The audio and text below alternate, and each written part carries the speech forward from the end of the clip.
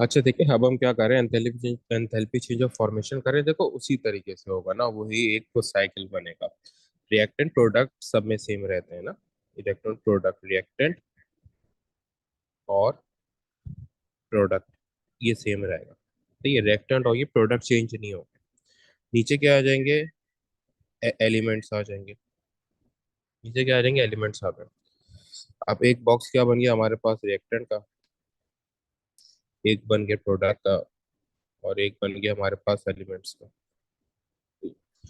अब होता किस तरीके से, रिएक्टेंट टू प्रोडक्ट हमारा नॉर्मल रिएक्शन हो रहा है। अब ये फॉर्मेशन तो हो नहीं सकता। या तो ये एंथैल्पी चेंज ऑफ रिएक्शन होगा या फिर ये एंथैल्पी चेंज ऑफ कंबशन होगा। इन दोनों में से कोई एक होगा, ठीक है। हमारे पास जो नॉर्मल रिएक्शन हो रहा है, इसी तरीके से फिर क्या होता है, एंथैल्पी चेंज ऑफ फॉर्मेशन है तो इन एलिमेंट से डायरेक्ट प्रोडक्ट को बनते हैं, ठीक है। ये हो गया enthalpy change of formation of one, और ये हो गया enthalpy change of formation two. तो ये और इससे डायरेक्ट रिएक्टेंट भी बन सकते हैं एलिमेंट से। अब एक क्वेश्चन आता है कि सर इसका रूट क्या होगा हमारे पास। इसका तो जो एरोज हैं वो तो आपने चेंज कर दिए, तो सर इसका रूट क्या बनेगा। सबसे ज्यादा क्वेश्चन स्टूडेंट्स ये पूछता है। देखो वही चीज है, हेड टू टेल का, वो याद रखना। यहाँ पे क्या हो रहा है, इसका हेड और इसका टेल आपस में मिल रहे हैं, तो इट मीन्स कि ये एक रूट होगा। ये दोनों एरो एक रूट पे होंगे ना, ये हेड टू टेल आपस में मिल रहे हैं।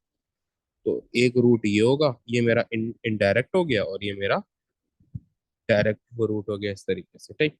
तो हमारे पास क्या बनेगा, फॉर्मूला क्या बनेगा, डेल एच एफ टू ये प्लस डेल एच आर या डेल एच सी ना, जो भी हमें जिस भी चीज की इक्वेशन दी हुई is equals to del H F one.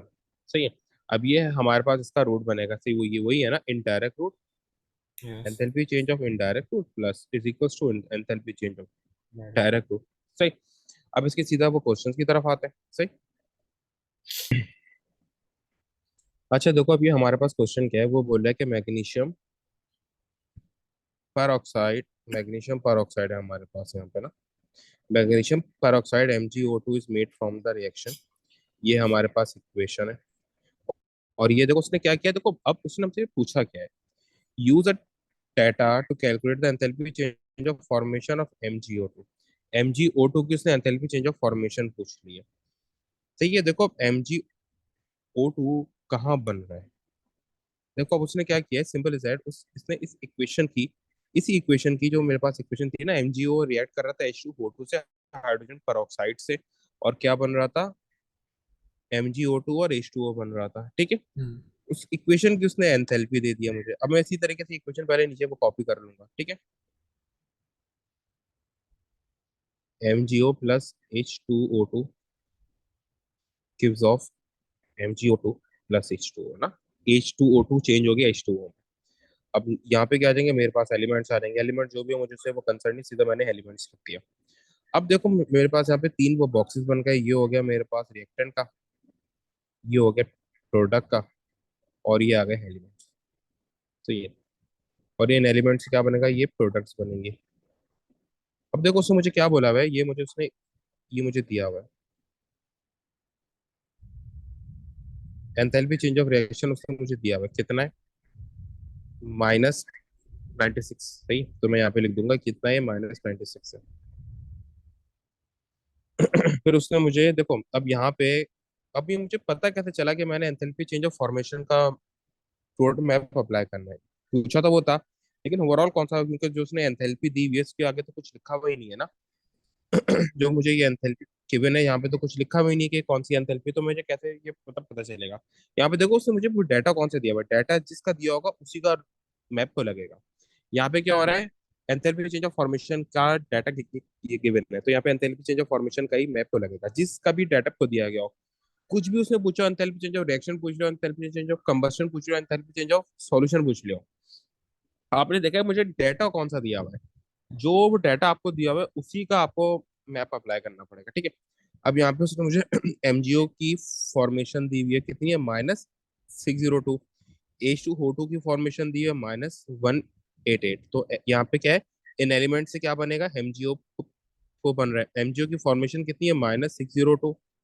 H2O2 की फॉर्मेशन -118, ठीक है। इन दोनों की मैंने फॉर्मेशन लिख दी। फिर जो अब यहाँ पे इन एनी एलिमेंट से एमजी फोटो भी बन रहा है, लेकिन उसमें मुझे एमजी ओटो की फॉर्मेशन तो फाइंड आउट करने के लिए बोला है, तो उसको मैंने क्या बोल दिया एक्स, फिर प्लस H2O की फॉर्मेशन कितनी है, H2O की फॉर्मेशन में दी हुई है -286। सही।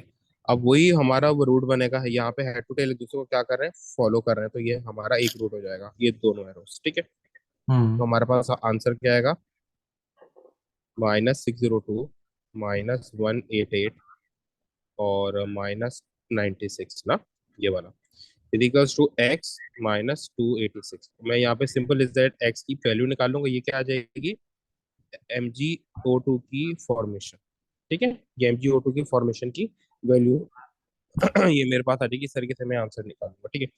अच्छा देखो, हम्म। इसी तरह से वो अगले वो क्वेश्चन में क्या बोल रहा है, hydrogen peroxide decomposes slowly to form the hydrogen oxide and oxygen. जो हाइड्रोजन पर ऑक्साइड हमने वो बनाया था वो डिकम्पोज होता है और क्या बना लेता है, मैग्नीशियम ऑक्साइड और oxygen. Use your answer to G3 and the data in the table to calculate the enthalpy change of this reaction. If you are unable to obtain the answer in part 3, use the value -550 kilojoule per mole. This is not the actual value. Obvious सी बात है, वो बोले कि अगर आपका इस यहाँ पे जो आपने enthalpy change formation of MgO2 को निकाला था, अगर वो आंसर को गलत आया तो आप बस यहाँ इस इन प्लेस ऑफ दैट, अगर यहाँ पे आप नहीं को निकाल पाए तो आप ये वाली वैल्यू यूज कर सकते हो, -550। अब देखो उसने आपको क्या बोला है कि आपने कुछ भी नहीं करा, enthalpy change of this reaction बताना है, calculate the enthalpy change of that reaction, ठीक है। तो हम यहाँ क्या करेंगे, ये रिएक्शन कॉपी कर देंगे, ठीक है, MgO+O2, सही है। तो अब हम्म। हमारे पास यहाँ पे वही एलिमेंट आ गए, ठीक है,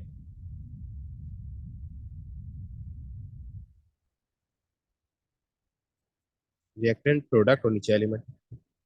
अब देखो यहाँ पे मेरे पास एलिमेंट से क्या बन रहा है, MgO बन रहा है, और इन्हीं एलिमेंट से सॉरी MgO2 बन रहा है, इन्हीं एलिमेंट से MgO भी बन रहा है। इस इक्वेशन की मुझे एंथैल्पी निकालनी है, तो उसको मैंने क्या बोल दिया, एक्स। MgO2 की एंथैल्पी मैंने ऊपर वो निकाली है, ठीक है, लेकिन उसकी मैं ये वाली वैल्यू ले रहा हूँ क्योंकि मैंने कैलकुलेट नहीं करी, -550। और MgO की वैल्यू से मुझे ऊपर दी हुई है, MgO की वैल्यू कितनी है, जीरो -602। और मैप तो आपको पता है ये वाला लगेगा, हेड टू टेल फॉलो कर रहे हैं, तो ये क्या हो जाएगा, -550 +x इज इक्वल टू -602। अब ये x इज इक्वल टू -602 +550, ये मेरे पास आंसर हो जाएगा, x की वैल्यू हो जाएगी, enthalpy change of that reaction मेरे पास इस तरीके से आ जाएगा, सही। अच्छा देखो, अब हम मेरे पास है काफी सिंपल क्वेश्चन है, complete the Hazer cycle using the values given in the table and hence calculate the enthalpy change of reaction for this reaction, show your answer। Enthalpy change of reaction निकालने का बोला हुआ, equation दी हुई है। अब मुझे रोड मैप कौन सा को लगेगा, मैं को देखूंगा कि भाई यहाँ पे मुझे रूट कौन से वैल्यूज किसकी को गिवन है। मुझे यहाँ पे क्या देखना है कि वैल्यूज मुझे किसकी को गिवन है, वैल्यूज गिवन है delta enthalpy change of formation की, वैल्यूज मुझे वो किसकी दी हुई है, एंथैल्पी चेंज ऑफ फॉर्मेशन की दी है। तो मैं यहाँ पे एंथैल्पी चेंज ऑफ फॉर्मेशन की वैल्यूज अप्लाई, वही वाला रोड मैप अप्लाई कर दूंगा। ये मेरे पास रिएक्टेंट हो गया, ये मेरे पास प्रोडक्ट हो गया, और ये मेरे पास क्या हो गए, एलिमेंट्स आ गए।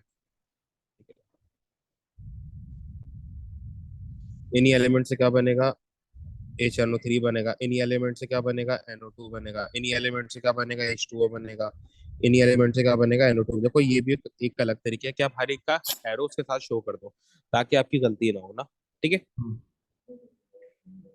अब देखो यहाँ पे मैं सीधा उनकी वैल्यूज को पुट कर दूंगा। NO2 की कितनी वैल्यू है, NO2 की वैल्यू है 34, NO2 की वैल्यू है 34, 34 लिखिए, लेकिन एनो है कितने, एनो यहाँ पे 3 है, तो मल्टीप्लाई बाय 3 कर दूंगा। इसी तरीके से H2O की कितनी वैल्यू दी हुई है, two eight two eight six six तो -286 हो गए। इसी तरीके से HNO3 की कितनी दी हुई है, वन सेवन -173, और यहाँ कितने 2, तो टू 2 × -173। इसी तरीके से मेरे पास NO की कितनी दी हुई है, नाइनटी NO वन की दी हुई है 91.1। तो अब मेरे पास वही रोड मैप, तो मैं कल से बताने की जरूरत है कि फिर भी बता दूं, ये मेरे पास वो रूट बनेगा। तो मेरे पास आंसर क्या आ रहा है, आंसर आ रहा है 3 × 34 -286 प्लस डेल्टा एच आर। अब वो हेक्स बोलो या डेल्टा एच आर उसके ऊपर लिखा हुआ है तो डेल्टा एच आर ही लिखता हूँ। फिर -2 × 173 प्लस 91.1। यहाँ से मेरे पास डेल्टा HR की वैल्यू आ जाएगी। सही। अच्छा देखो अब यहाँ पे वो मुझे क्या बोल रहा है कि मेरे पास use the data to calculate the enthalpy change of reaction two. सिर्फ रिएक्शन टू को देखना ही है ना। रिएक्शन टू में क्या हो रहा है, कैल्शियम ऑक्साइड रिएक्शन कर रहा है सल्फर डाइऑक्साइड से और ऑक्सीजन से, और क्या बना रहा है, कैल्शियम सल्फेट बना रहा है ना। तो मुझे यही इक्वेशन में नीचे यहाँ पे नोट डाउन कर दूंगा, ठीक है। Calcium oxide is reacting with SO2 and O2 to form calcium sulphate. और यहाँ पे क्या बन रहा है मेरे पास नीचे। अच्छा, रोड मैप कौन सा होगा मुझे देखना है कि वैल्यूज किसकी दी हुई है। Values enthalpy change of formation delta HF लिखा हुआ है, एंथैल्पी चेंज ऑफ फॉर्मेशन की वैल्यूज दी हुई है, ठीक है। हम्म, नीचे मैं वही लिख दूंगा एलिमेंट्स, ठीक है।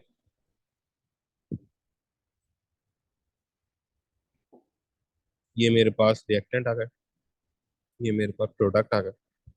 ये एलिमेंट से क्या बनेगा, एलिमेंट से कैल्शियम ऑक्साइड बन रहा है, इन्हीं एलिमेंट से SO2 बनेगा।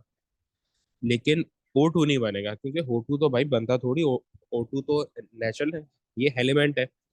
O2 फॉर्म थोड़ी होता है, O2 तो मेरे पास नेचुरल एलिमेंट है, O2 फॉर्म नहीं। तो नहीं होता है, ठीक है। O2 मेरे पास नेचुरल एलिमेंट है, O2 मेरे पास फॉर्म नहीं होता। और यहाँ पे क्या बनेगा, कैल्शियम सल्फेट बनेगा यूं करके, ठीक है। अब मैं क्या करूंगा, इनकी वैल्यूज यहाँ पे नोट डाउन कर दूंगा। कैल्शियम ऑक्साइड की क्या वैल्यू है, -653। एक ही है तो एक ही लिख दिया। SO2 की क्या वैल्यू है, SO2 की वैल्यू है -297। कैल्शियम फॉस्फेट सल्फेट की क्या वैल्यू है, -1434। ये मुझे निकालने के लिए बोला है तो मैंने एक्स बोल दिया, ठीक है। रोड मैप क्या बनेगा वही, ये मेरा रोड मैप बन रहा है इस तरीके से। अब देखो मुझे क्या बोल रहा है वो बोल रहा है कि -653 plus -297 plus X is equal to -1434। अब यहाँ से मैं जो भी एक्स की वैल्यू होगी वो फाइंड आउट कर लूंगा, ठीक है। हम्म, ये मेरे पास इसका आंसर आ जाएगा। अच्छा देखो यहाँ पे क्या बोल रहा है, the equation for the complete combustion of P is given. C4N2 is reacting is combusted with oxygen to form CO2 plus N2। और यहाँ पे मुझे उसने क्या दिया है, इसकी एंथैल्पी दी हुई है कंबशन की रिएक्शन की -2036। अब वो क्या बोल रहा है, the enthalpy change of formation del HF of CO2 is this, calculate the enthalpy change of formation of P। P क्या है मेरे पास, P मेरे पास ये C4N2। C4N2 P है, तो इसकी मुझे एंथैल्पी फॉर्मेशन निकालने को बोला गया है ना। तो सबसे पहले तो ये इक्वेशन यहाँ पे नोट डाउन होगी, C4N2 plus 4O2, it gives off 4CO2 plus N। और नीचे क्या आ जाएंगे, एलिमेंट्स आ जाएंगे। ये एलिमेंट्स हो गए, ये मेरे पास रिएक्टेंट हो गए, और ये मेरे पास प्रोडक्ट हो गए। अब क्या बनेगा, इन्हीं एलिमेंट से CO2 बनेगा और इन्हीं एलिमेंट से C4N2 बनेगा। ये जो होटू है मेरे पास, ये वाला होटू और ये वाला N2, ये तो ऑलरेडी एलिमेंट है, ये प्रोडक्ट थोड़ी है, कोई फॉर्म थोड़ी हो रही है, कोई कंपाउंड थोड़ी जो फॉर्म हो रहे हो। तो ये तो हम्म, इसके ऊपर तो कुछ आता ही नहीं है, ठीक है। अब हम्म, मैं यहाँ पे क्या करूंगा, मुझे इस इक्वेशन की एंथैल्पी दी हुई है -2036, -2036। और यहाँ पे उसने मुझे C4N2 की वैल्यू निकालने के लिए बोली है, तो मैंने उसको एक्स बोल दिया। फिर उसने मुझे CO2 की फॉर्मेशन दी हुई है, कितनी है, -348 तो 4 × -384। अब रोड मैप क्या बनेगा, वही हेड टू टेल फॉलो हो रहा है, तो ये रोड मैप बनेगा x -2036 इक्वल टू 4 × -384। अब यहाँ पे मेरे पास आंसर आ जाएगा value of x. Value of x की होगी एंथैल्पी फॉर्मेशन ऑफ पी, यानी C4N2। सही। हम्म।